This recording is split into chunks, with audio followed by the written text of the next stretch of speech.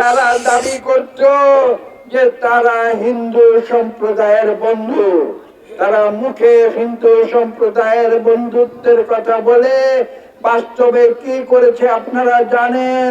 আমাদের হিন্দু সম্প্রদায়ের বাড়ি ঘর জমা জমি দখল করে সেখানে তারা নিজেদের কর্তৃত্ব বজায় করেছে।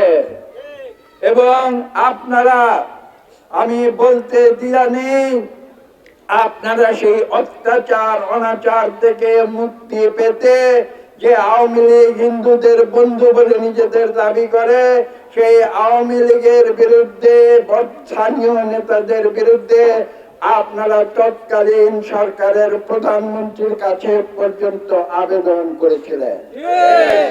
মোনালিসা হেভি ফ্লো 15 পিস প্যাকেটের সাথে 8 পিসের একটি প্যাকেট একদম ফ্রি। কোন ফল হয়েছিল? হয় নাই। কোন ফল হয় নাই।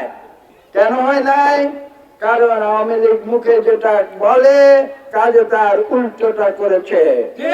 তারা বলে তারা হিন্দু সম্প্রদায়ের বন্ধু, কাজে তারা হিন্দুদের সম্পত্তি লুটপাট করেছে।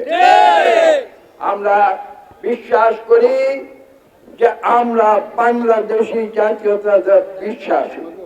বাংলাদেশি জাতীয়তাবাদের মূল মন্ত্র হচ্ছে এই যে আমরা জাতি ধর্ম বর্ণ নির্বিশেষে আমরা সকলে সমান, আমরা সকলে বাংলাদেশের পরিবার।